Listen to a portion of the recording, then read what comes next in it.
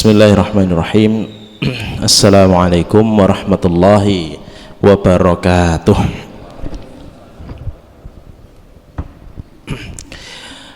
Alhamdulillahirabbil alamin, wassalatu wassalamu ala rasulillahil amin wa ala alihi wa sahbihi ajma'in, amma ba'du. Subhanaka la ilma lana illa ma 'allamtana innaka antal alimul hakim. Rabbi shrah li sadri wa yassir li amri wahlul 'uqdatam min lisani yafqahu qawli. Bapak Ibu jamaah dimuliakan Allah Subhanahu wa taala, kita insyaallah lanjutkan ngaji ayat yang ke-144 nggih saking surah Al-Baqarah. Masih berkaitan dengan arah kiblat nggih, masih berkaitan dengan arah kiblat yang dimana umat Islam sebelum kita menghadap ke Masjidil Haram, dulunya kiblat kita itu adalah menghadap ke arah Baitul Maqdis, Masjidil Aqsa yang berada di Palestina, ya, yang sekarang sedang diperjuangkan oleh saudara-saudara kita di sana melawan penjajah Zionis Yahudi yang sampai detik ini masih berlangsung.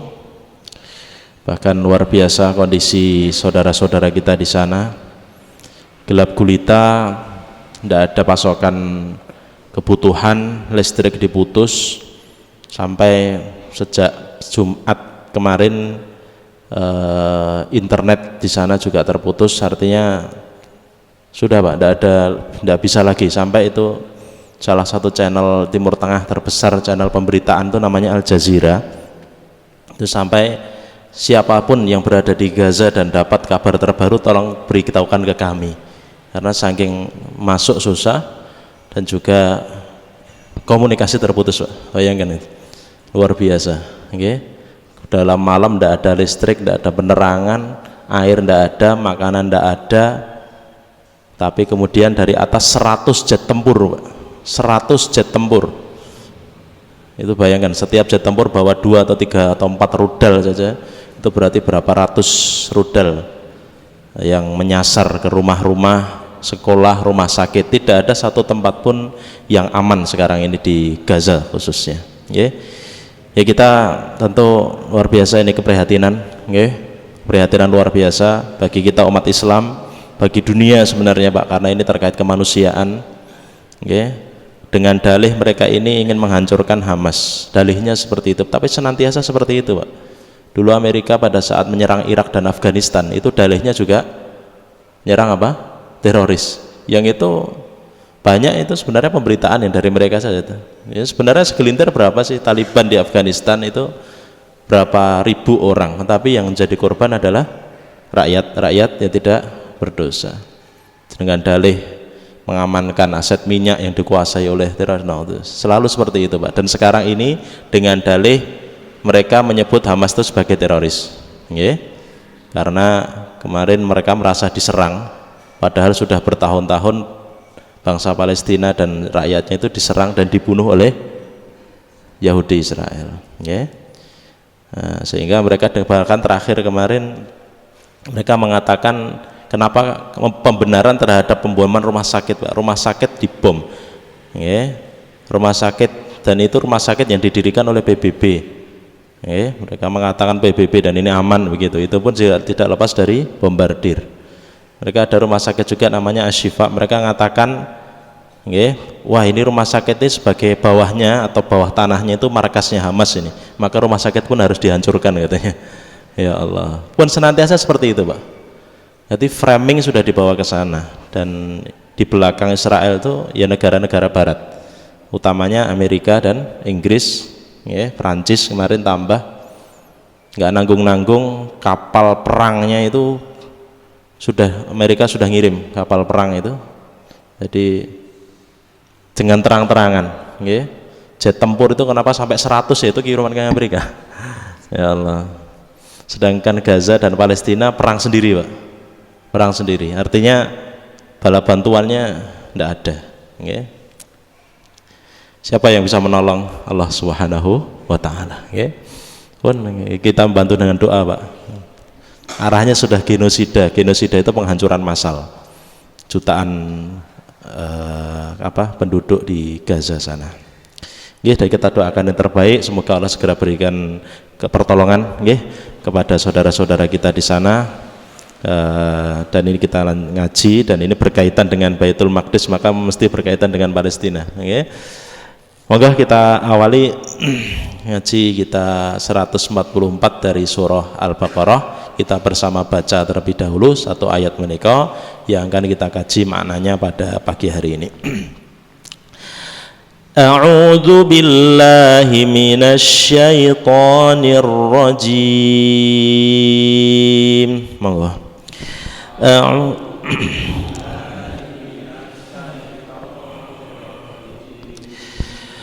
Bismillahirrahmanirrahim.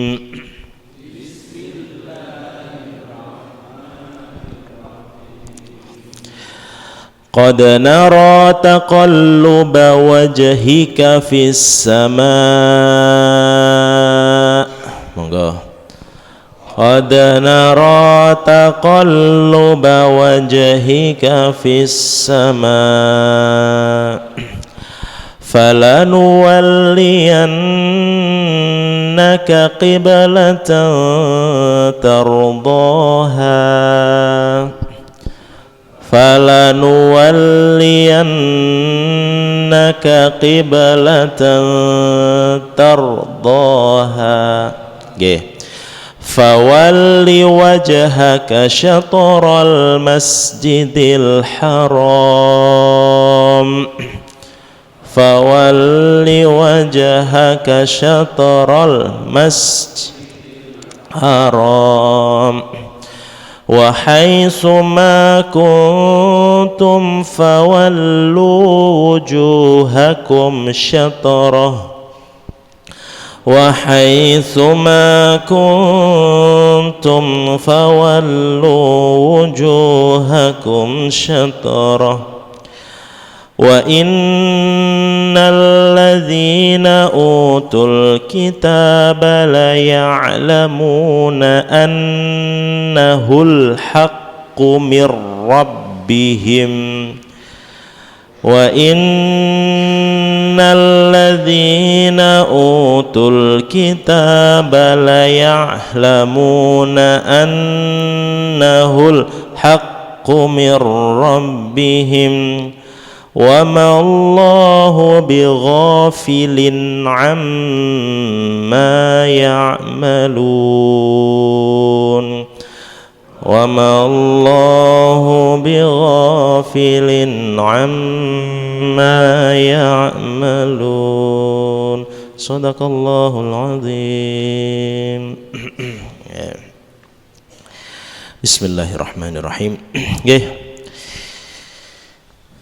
Di ayat ini Allah berfirman, qad nara taqalluba wajhika fis sama. Sungguh kami, di sini kami Allah sering melihat taqalluba wajhika, sering melihat muka engkau, sering melihat muka engkau, bolak-baliknya muka engkau. Yang dimaksud muka engkau di sini adalah Kanjeng Nabi Muhammad sallallahu alaihi wasallam fis sama, yang menengadah ke arah langit. Kenapa kok menengadah ke arah langit? Karena Rasulullah sallallahu alaihi wasallam itu beliau ingin dan menghendaki agar kiblat itu mengarah ke Ka'bah, ke Masjidil Haram. Loh, kenapa? Apakah sebelum itu ndak ke Masjidil Haram? Ya, di ayat sebelumnya kemarin terkait arah kiblat, menika sebelum ke Masjidil Haram, kiblat itu menghadap ke Baitul Maqdis, Masjidil Aqsa. Dan dua masjid niki adalah dua masjid yang pertama kali dibangun di atas muka bumi ini. Masjidil Haram dulu itu yang paling pertama. Kata Rasulullah, pernah beliau ditanya, ayu masjid wudi'a fil ardi awal, apakah masjid yang paling pertama kali dibangun di atas muka bumi ini? Beliau mengatakan al Masjidil Haram, Masjidil Haram. Summa ya Rasulullah, kemudian nopo Kanjeng Nabi? Adalah al Masjidil Aqsa. Yang kedua adalah Masjidil Aqsa, atau dinamakan dengan nama lain Baitul Maqdis. Terus pada saat fase di Makkah, selama beliau berada di Makkah, itu kiblat saat itu ke arah Baitul Maqdis. Dan Kanjeng Nabi kalau sholat, Pak, kalau beliau itu menumedakne sholat sebelum Isra Mi'raj, Kanjeng Nabi itu sudah biasa, Pak, untuk belum diwajibkan untuk umat, tapi beliau biasanya sholat di Masjidil Haram 2 rakaat begitu, hingga nanti kemudian diwajibkan sholat 5 waktu melalui peristiwa Isra Mi'raj. Sholat itu satu-satunya ibadah yang turunnya perintah atau syariat niku langsung Kanjeng Nabi menghadap Gusti Allah. Yang lain itu turun melalui ayat, Pak.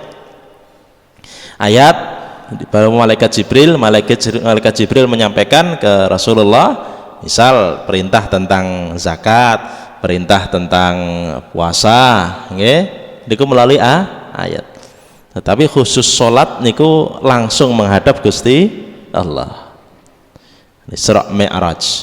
Isra Mi'raj. Isra itu perjalanan malam, dan itu dari Masjidil Haram ke Masjidil Aqsa. Lagi-lagi berkaitan dengan Masjidil Aqsa. Karena Islam itu sangat erat, Pak. Kenapa sekarang, kenapa Palestina? Ada orang mengatakan, sudahlah bangsa Palestina biar berjuang. Loh, enggak, ini perkara umat Islam gitu. Karena sejarah agama kita, sejarah bagaimana dulu Rasulullah itu tidak lepas, Pak, dengan Masjidil Aqsa. Isra Mi'raj itu sebelum Kanjeng Nabi ke langit menghadap Gusti Allah, niku kan Isra Mi'raj itu sebenarnya kan 2 kata, Pak, Isra dan Mi'raj. Isra itu sebagaimana Allah firmankan di awal surat Al-Isra juz ke-15, subhanalladzi asra bi 'abdihi laila, maha suci Allah yang memperjalankan hambanya, hamba yang dimaksud niki Kanjeng Nabi Muhammad, laila pada malam hari, minal Masjidil Haram ilal Masjidil Aqsa, saking Masjidil Haram ke Masjidil Aqsa, alladzi barakna haulahu, yang kami barokahi pada sekitarannya. Mila Masjidil Aqsa dulu, tidak langsung, sebenarnya langsung bisa saja Masjidil Haram langsung dan langit yang ke-7 sana, tapi tidak, ternyata ke Masjidil Aqsa dulu, transit di sana dulu, kemudian Mi'raj. Yang kedua Mi'raj, dari araja yang aruju, yaitu ke atas, perjalanan ke langit, dari Masjidil Aqsa ke langit yang ke-7. Disitulah kemudian turun perintah sholat, dan pertama kali diwajibkan sholat niku mboten kados saat ini. Saat itu pertama kali turun perintah itu sholat sehari semalam adalah 50 kali. Sakit bayangkan, Pak, 50 kali kita sehari loh niku nggih. Kita sehari punya 24 jam. Jadi kurang lebih setengah jam pisan salat. Nggih. Ke masjid, assalamualaikum warahmatullah, assalamualaikum warahmatullah. Nembe jenengan ten medal motor nyetater greng tukin dalam selek adzan melih. Allahu akbar, Allahu akbar. Ya kan itu. Itu sebenarnya seperti itu perintahnya. Lu kenapa lu terus ngono abot banget? Ya memang kita diciptakan itu kagem ibadah gitu loh. Gitu. Wa ma khalaqtul jinna wal insa illa liya'budun. Dan kami tidaklah ciptakan jin dan manusia kecuali tujuan utamanya pun kagem ibadah. Mila perintah awal 50 sholat, iya 50 sholat awalnya gitu. Pada saat turun sebelum sampai ke langit bumi, kepanggih Kanjeng Nabi Musa. Wahai Muhammad, apa yang diperintah Allah? Sholat. Berapa? 50 kali. Kanjeng Nabi Musa pun lebih senior, Pak, dan kaumnya itu lebih bebel lagi, Bani Israel 50 kali sholat. nyuwunoten Gusti Allah diringankan. Kanjeng Nabi awalnya nggak minta keringanan, Pak. 50 sami'na wa ata'na gitu. Udah 50. Saat itu kalau kemudian tidak diminta atau minta keringanan 50 gitu, Masya Allah ya.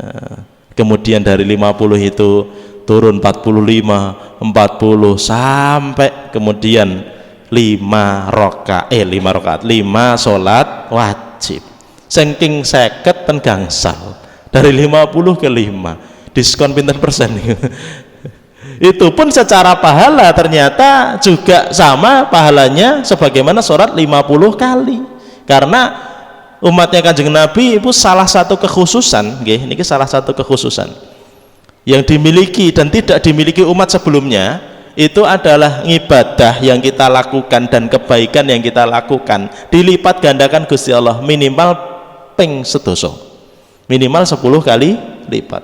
Manja abil hasanati falahu asyru amsalihha. Siapa mau berbuat kebaikan maka baginya 10 kebaikan minimal itu, Pak. Ya ini Pak.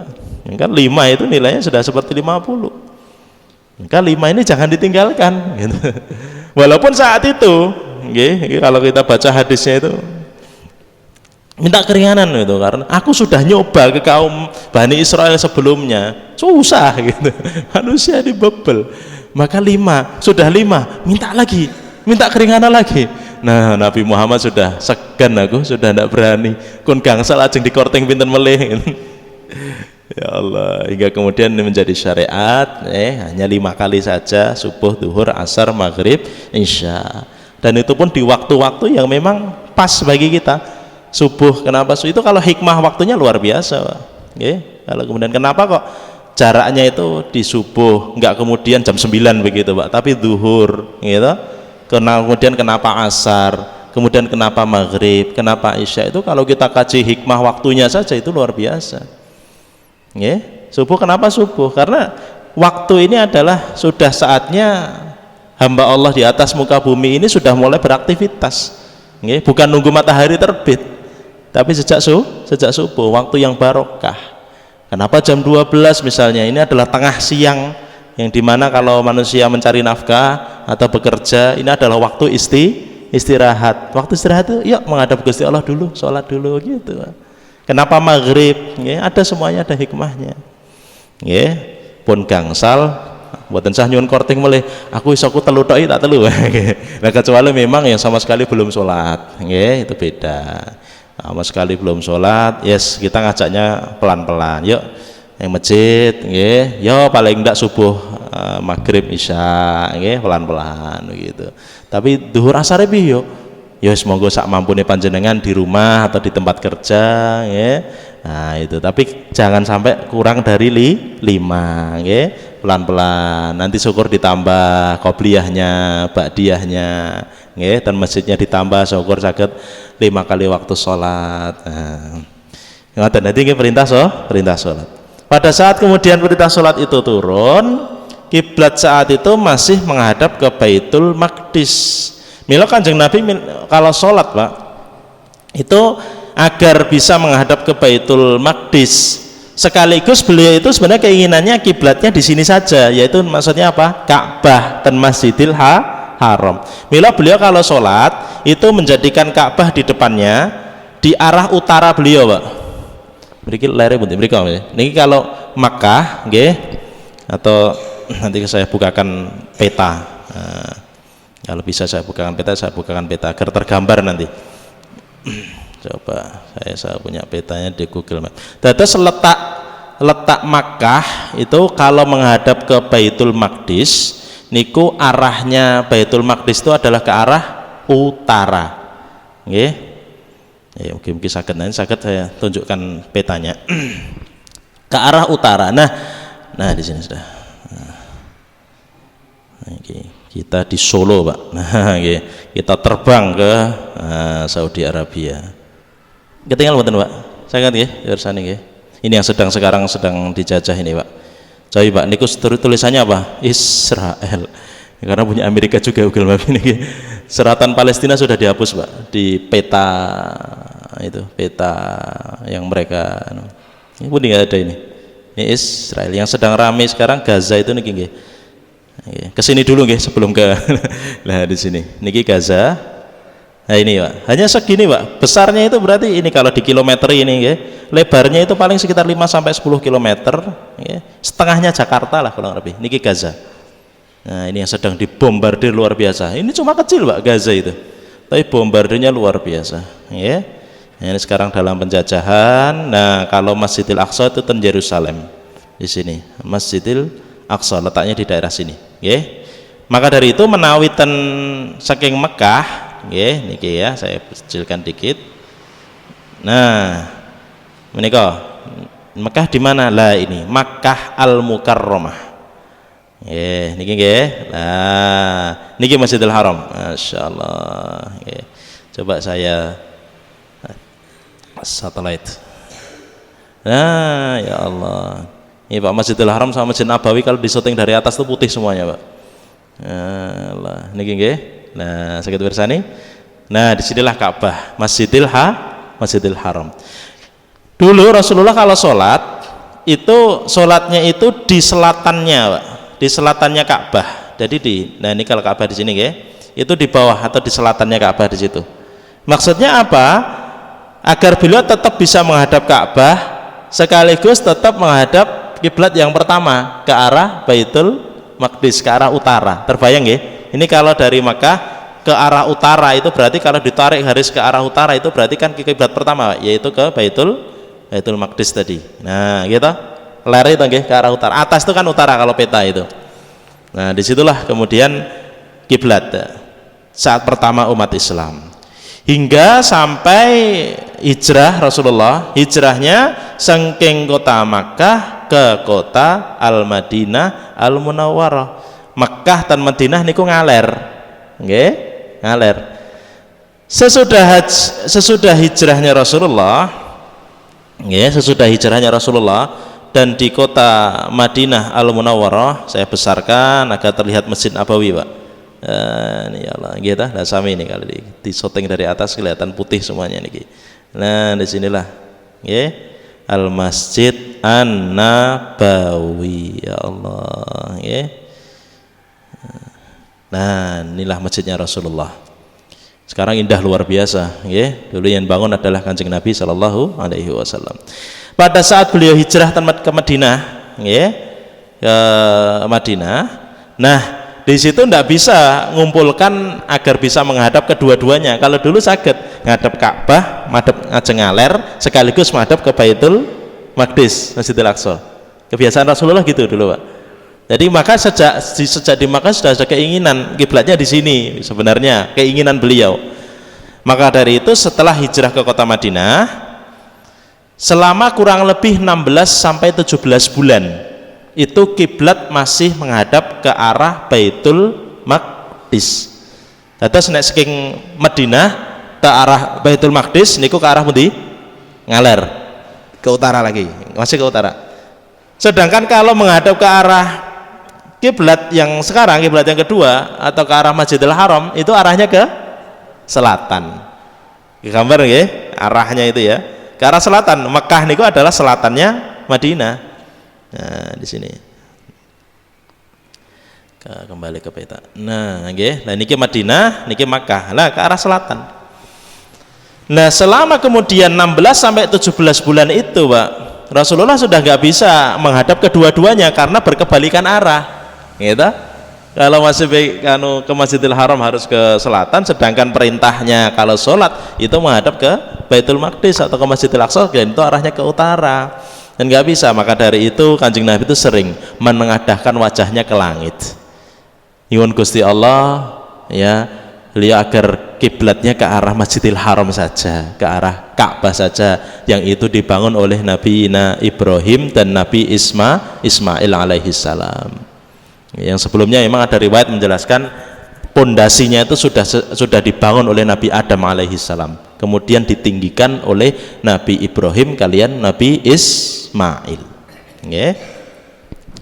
Maka dari itu ayat niki yang 144 Allah tadi berfirman qad nara taqalluba wajhika fis sama. Sungguh kami ya wahai Nabi sudah melihat bagaimana engkau sering menengadahkan wajah engkau ke arah langit. Ya, Allah tahu sebenarnya Pak, tapi tidak langsung kemudian hijrah Madinah langsung menghadap, enggak. Jadi memang ada waktu selama kurang lebih 16 atau 17 bulan. Nah, di tahun ini berarti kurang lebih 1,5 tahun, gitu. 1,5 tahun itu mengarah ke Baitul Maqdis. Maka dari itu turunlah ayat ini. Nah, inilah ayat terkait perubahan arah kiblat, Pak. Niki perintah, ayat ini nandung perintah nanti. Falanuwalliyannaka di selanjutnya, maka sungguh kami akan mengarahkan kiblat itu, falanuwalliyannaka qiblatan, kami akan arahkan engkau ke arah kiblat tardoha, yang engkau senangi wahai Nabi, ya, yang engkau inginkan, yang engkau ridho terhadap hal itu, yang memang sudah jadi ngen-ngen sejak dulu, ya, yaitu ke arah Masjidil Haram, ya. Dan ini bukan berarti kemudian syariat ini kok semata-mata mengikuti keinginan Rasulullah, enggak, Pak. Jadi Allah mengetahui tentang keinginan Rasulullah, kemudian itu menjadi istijabah dan menjadi syariat. Jadi yang menentukan arah kiblat tetap hak prerogatif Allah Subhanahu wa taala. Kanjeng Nabi pun mon saged damel-damel. Nggih. Hadis atau ajaran yang beliau ajarkan kepada kita terkait ibadah-ibadah itu seyogyanya dan aslinya adalah juga wahyu saking Gusti Allah Subhanahu wa taala. Ngoten nggih. Jadi ini bukan berarti kiblat itu ini kiblat yang keinginan murni dari Rasulullah kemudian kita tiba-tiba berubah, enggak gitu, Pak. Rasulullah sudah ada keinginan dan itu sejak di Makkah. Itu berapa tahun tuh? 13 tahun di Makkah. Nggih. Sudah ada keinginan, tapi pengabulannya setelah lewat 13 tahun tambah 1,5 tahun. Pinten niku berarti 14,5 tahun. Dan sisa hayatnya Rasulullah hati 1,5 tahun, beliau sedo di tahun yang ke-11 Hijri, artinya sudah kurang lebih lewat 10 tahun. Jadi 14 banding 10 dari 23 tahun kenabian Rasulullah, 23 lebih sekian bulan, hampir 24. Itu 14 tahunnya menghadap kiblat itu menghadap ke Baitul Maqdis. Jadi lebih dari setengah, 2/3 dari masa hidupnya Nabi, kenabiannya Rasulullah, saking usia 40 sampai 63 tahun itu 14 tahunnya Baitul Maqdis, baru sisanya ke arah Masjidil Haram. Yang syarat ini kemudian berlaku ke kita sampai hari kiamat nanti, ya. Nggih, dados ini bukan karena keinginan murni dari Rasulullah, tapi memang ada keinginan saking Nabi, tapi syariat itu turun melalui ayat dan perintah saking Gusti Allah. Mila niku ayat selanjutnya, penggalan ayat selanjutnya itu perintah. Nah, di sinilah perintah pemalingan atau perubahan arah kiblat. Fawalli wajhaka syatral Masjidil Haram. Maka arahkanlah wajah engkau pada saat sholat syatara al Masjidil Haram, yaitu mengarah ke Masjidil Haram. Okay. Terus ini menjadi kaidah, ya, ini menjadi siapapun yang berada di luar kota Makkah, okay, itu berusaha menghadap walaupun tidak pas Ka'bah, Pak. Nek pas Ka'bah itu kan Ka'bah nggak terlalu besar, nggih. Apa itu dimensinya ya kurang lebih bagian dalam masjid ini pun masih lebih kecil sedikit lagi, nggih. Mungkin sekitaran berapa, saya lupa meterannya itu berapa, sekitar berapa meter kali berapa meter begitu, nggak terlalu besar.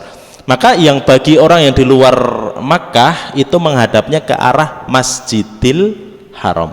Tapi yang berada di dalam Masjidil Haram karena terlihat Ka'bah niku nggih, maka menghadapkan arahnya, dirinya dan wajahnya itu ke arah Ka'bah secara langsung. Tapi yang kalau yang di luar Masjidil Haram nggih, itu menghadapnya ke arah masjidnya, nggih, Masjidil Haram. Wa haitsu ma kuntum, nah di sini, maka dari manapun kalian menghadap, di mana saja kalian berada, fawallu wujuhakum syatrah, maka hadapkanlah wajah-wajah kalian. Nah, ini perintah bagi kita umatnya Rasulullah, syatrah, ke arah Masjidil Haram itu tadi. Oke, inilah perubahan arah kiblat. Jadi perintah, kalau di bahasanya fawallu itu adalah kata-kata perintah dalam bahasa Arab. Palingkanlah wajahmu sejak saat ini, sejak ayat ini turun, ke arah Masjidil Haram, wa haitsuma kuntum, dan dari mana saja, baik dari timurnya, baik dari arah baratnya. Nah, menghadapnya bumi ini di mana kita berada, itu menghadapnya adalah ke arah Masjidil Haram yang berada di kota Makkah. Okay. Dan itu kalau kita lihat secara geografis, Pak, itu ada hikmahnya. Kenapa ke arah Masjidil Haram itu tengahnya bumi, Pak. Jadi kalau secara geografis itu letaknya, coba ini kalau kita lihat peta, saya perkecil petanya ini daratan, okay. Nah, di situ ada Indonesia, kita di sini, okay. Ada sana, kalau nyebrang ke sana nanti United States Amerika. Ya ini kalau kemudian dilihat dari bumi, atas bumi begitu, itu Makkah Al-Mukarramah, Masjidil Haram itu berada di tengah-tengahnya bumi, okay. Baik dari arah utara dan selatan itu tengah-tengahnya, arah barat dan timur juga di bagian tengah bumi. Lah, pripun pada saat setelah perubahan arah kiblat itu, nah, mila ten Madinah di sini, atas mriki nggih. Dulu awalnya ke arah utara Baitul Maqdis, kemudian turun perintah Allah menghadap ke arah Masjidil Haram. Berubah kan, Pak, arahnya. Maka dari itu, nggih, karena berubahnya itu adalah 180 derajat. Yang awalnya utara jadi selatan, nggih. Mila tamriko niku enten asmanipun masjidnya Masjid Qiblatain. Masjid Qiblatain, masjid dua kiblat. Di mana ini Masjid Nabawi, Masjid Qiblatain tidak terlalu jauh. Nah, di sini, Pak. Ya, niki kita pinggir pergi niki. Tak saya. Ini namanya Masjid Qiblatain. Nah, nggih saged dipirsani nggih. Ya, nah niki. Masjid Qiblatain ini kenapa dinamakan kiblat? Dulu namanya Masjid Bani Salamah. Nggih, Masjid Bani Salamah. Jadi pinggir jalan. Kemudian dirubah namanya sekarang menjadi Masjid Qiblatain karena ini adalah masjid yang sebagai saksi perubahan arah kiblat, Pak. Di dalam masjid ini dulu sahabat sholat awalnya menghadap, nah ini kiblat pertama. Ini masih ada fotonya ini. Ya, okay. Ini tanda kiblat yang pertama, ada tandanya di situ. Masih ada sampai sekarang, diabadikan itu. Kalau ini gambar ini menghadap ke arah Baitul Maqdis, ke arah utara. Nggih, ke arah utara. Ini kiblat pertama. Saat itu sahabat saya itu nembe sholat asar, kemudian salah satu sahabat datang, sudah dirubah arah kiblat, kurang lebih gitu. Sudah turun perintah Allah menghadapnya kemudian ke arah Masjidil Haram ini. Di tengah-tengah sholat, Pak. Kemudian para sahabat kala itu karena tengah sholat dan sudah berubah, itu kemudian langsung membalikkan arah. Yang arah ke Baitul Maqdis ke arah utara, kemudian berbalik ke arah selatan menghadap ke Masjidil Haram. Niki, ini kiblat yang pertama. Di dalam masjid itu ada. Nah, ini kemudian mihrab yang sampai sekarang. Nah, ini mihrabnya Masjid Qiblatain. Yang di sini sudah menghadap ke arah Masjidil Haram. Nah, ini namakan Masjid Qiblatain. Nah, ini Pak. Allah. Nah, di sini, nah niki depannya seperti ini, dan khasnya Makkah Madinah itu banyak burung apa ini? Merpati. Ya Allah. Dan anteng, Pak, di sana itu. Ya Allah. Madinah itu suasananya itu, Masya Allah, karena barokah ya, Pak. Doa dari Rasulullah Sallallahu Alaihi Wasallam itu tenang gitu suasananya, Pak. Tenang sekali. Dengan Makkah itu suasana sudah beda. Kalau Makkah itu lebih ke keseriusan dalam ibadah, jadi segera ke masjid, tidak ke sholat. Tapi kalau Madinah itu suasana itu tenang begitu. Jadi beda memang secara suasana, dan dua-duanya suasana kebaikan tentunya.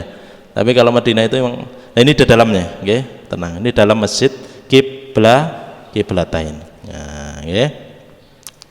Yalah, ya di sini bisa diputar ini. Lah di coba ini yang bisa diputar ini. Yang bisa diputar arahnya ini. Ya, lah ini wow. Ini kalau masuk ke sana tadi, ini yang gambar ke arah utara Baitul Maqdis, yang kemudian ini yang kiblat yang baru, mihrab yang baru. Mihrabnya sederhana, Pak. Nggih. Sederhana toh nggih, mirip kalian mriki. Sederhana. Masjid itu makanya sederhana saja. Yang penting makmur. ini ya. Dan khasnya sana ini tidak ada kekhususan. Wah, yes, ada kaligrafi, ya. Nah, di sini depannya ada mushaf. Ya, ini kalau mau kemudian tahajud baca panjang itu imam boleh baca mushaf itu. Ya, ini boleh. Ini diletakkan mushaf yang besar di depannya itu. Ya, nah ini mimbarnya. Ini mimbar model Rasulullah. Di Masjid Nabawi pun mimbarnya seperti ini. Masjidil Haram juga seperti ini. Di atas mimbarnya itu ada tangga naik ke atas gitu. Nah, ini ada pintunya depannya, nggih. Nah, di sini ini model mimbarnya Rasulullah. Nggih. Nah, terus naik dari depan itu ke belakang, deg-deg, kemudian duduk, dan disitulah kemudian berdiri.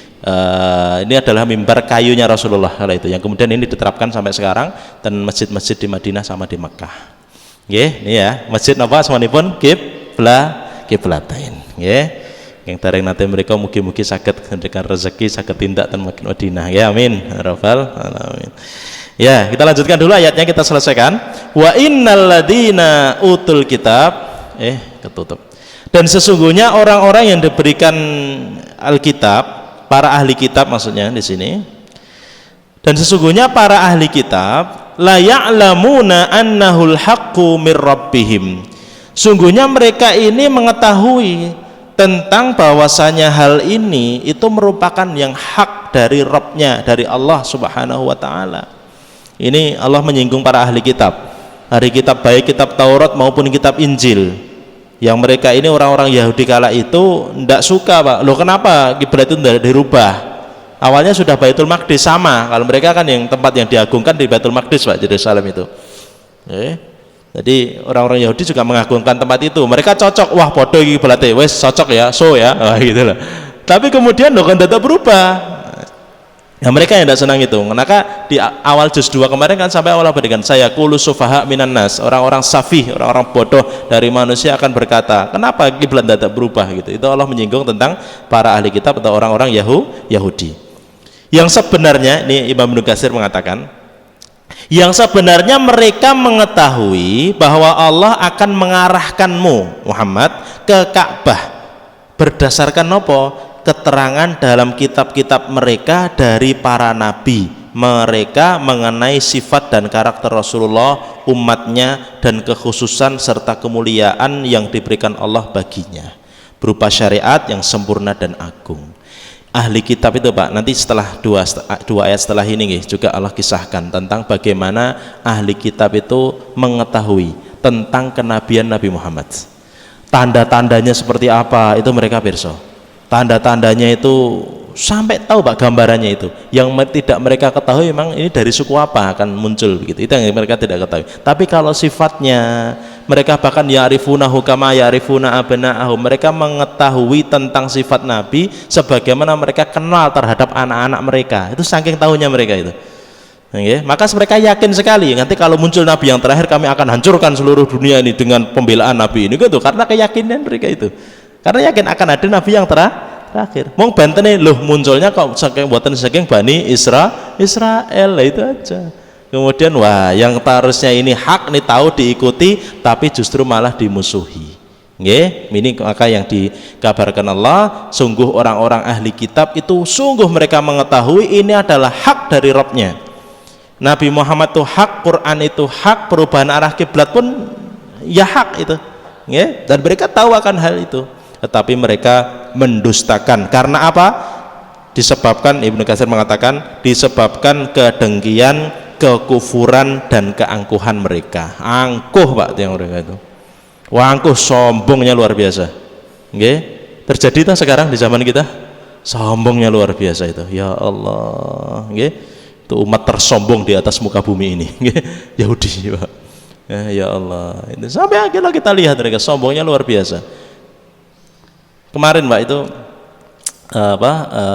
lusa kemarin juga itu terkait peristiwa Palestina dan Gaza ini, itu negara di atas ratusan negara itu kan mereka voting Pak, antara setuju atau tidak setuju ini dihentikan enggak ini pembombardiran atau dilanjutkan begitu. Yang mendukung itu kurang lebih hanya, coba kalau saya masih ada filenya, ada beritanya, saya buka hanya beberapa Pak, dan itu negara-negara barat. Sedangkan yang menginginkan bahwasanya ini dihentikan itu adalah banyak. Ini Al Jazeera, ini channel yang saya, ya Allah, ini kondisi di Gaza sekarang, saat ini sedang berlangsung, ya Allah. Ini, sebelum saya akhiri, saya sekalian singgung terkait hal itu tadi, mana kemarin ya. Nah itu yang mendukung sudah itu. Jadi PBB kemudian meminta pendapat, dan itu puluhan negara yang tidak setuju terhadap hal ini, tapi sombongnya mereka itu, yang mana kemarin Oh sudah nggak ketemu kemarin ya. Ada kemarin filenya di sini ini channelnya bagus Pak, namanya Al Jazeera. Ini yang memberitakan setiap hari, terkait apa yang terjadi di sana. Itu padahal negara-negara termasuk Indonesia, alhamdulillah tekan tegas Pak. Indonesia sikapnya tegas menantang penjajahan Israel. Itu mereka dengan sombongnya, kami adalah umat yang terbaik. Sombongnya betul itu Pak. Itu semua selain kami itu harus dimusnahkan, termasuk ini warga Gaza dan Palestina itu harus dimusnahkan dari atas muka bumi. Ya Allah, seperti itu Pak. Mereka berpandangan seperti itu. Sombong Pak, makhluk yang paling sombong. Kenapa kok segera dihancurkan saja oleh Allah? Itu ada pertanyaan menarik. Kenapa kaum Ad hancur, kaum Samud hancur, kaum Madian hancur dengan adab-adabnya Allah? Kenapa kok Bani Israel dan Yahudi ini nggak segera dihancurkan Allah? Itu ditanya salah satu syekh di Mesir, kenapa ini masih ada sampai sekarang ini? Kalau mereka hancurkan, ini adalah salah satu tiket menuju surganya Allah Subhanahu wa taala, dan jihadnya musuh-musuh Allah itu ya adalah salah satunya adalah Yahudi, Zionis, Bani Israel yang sekarang masih hidup, dan mereka ini bersikap sombong. Wamallahu terakhir, wamallahu bighafilin amma ya'malun. Allah enggak akan pernah lengah terhadap apa yang mereka kerjakan dan lakukan. Allah bersobat. Allah kemudian, apakah Allah enggak mendengar doa-doa kita? Allah mendengar doa kita Pak. Tapi pertolongan Allah itu akan datang pada saatnya dan pada waktu yang Allah kehendaki. Tugas kita ya mendoakan. Allah maha mampu Pak. Lenyap sebenarnya orang Yahudi beleng itu Pak, mampu Allah. Korun aja beleng semalam, deal gitu, habis Korun. Kaum Ad, kaum Madian itu, kaum Ad, kaum Samud itu kaum besar-besar, lebih kuat dari mereka, tapi dalam sekejap dihancurkan oleh Allah. Kaum Nabi Lut dihancurkan oleh Allah. Yahudi belum. Kan kita lihat, kenapa? Apakah Allah enggak dengar doa kita? Wa mallahu bighafilin amma ya'malun. Allah enggak pernah lengah terhadap apa yang mereka kerjakan. Allah Maha mendengar doanya. Tugas kita mendoakan sebaik mungkin, membela mereka dengan sebaik mungkin dan segala kemampuan yang kita miliki. Semoga diberikan kesabaran orang-orang Palestina di sana, saudara-saudara kita pun merasakan kesedihan itu, kita bantu dengan semampu kita, dengan harta kita, dan doa kita. Jangan lupa Pak, doa silahul mukmin, doa itu senjatanya orang beriman. Ini barangkali di sini Allah ini sebenarnya ujian, tidak hanya ujian bagi mereka tapi ujian bagi kita Pak. Kita umat Islam sepeduli apa dengan mereka, seberapa yang bisa kita lakukan untuk mereka, ini adalah ujian bagi kita semuanya. Maka Bapak Ibu yang kita bisa kaji pada pagi hari ini 144 dari surah Al-Baqarah terkait perubahan arah kiblat, mungkin bisa kita pahami bersama dan bawa manfaat bagi kita semuanya. Rabbana atina fid dunya hasanah wa fil akhirati hasanah wa qina adzabannar wa qina adzabannar wa qina adzabannar. Allahumma inna nas'aluka ridhaka wal jannah wa na'udzubika min sakhatika wan nar. Allahumma inna na'udzubika min sakhatika wan nar ya rabbal alamin ya arhamar rahimin. Anzil alaina rahmataka ya arhamar rahimin. Sallallahu wa sallim ala nabiyyina Muhammad wa ala alihi wa sahbihi ajma'in. Subhana rabbika rabbil izzati amma yasifun, salamun alal mursalin walhamdulillahi rabbil alamin. Yang terlempatipun jangan pangapunten. Assalamualaikum warahmatullahi wabarakatuh.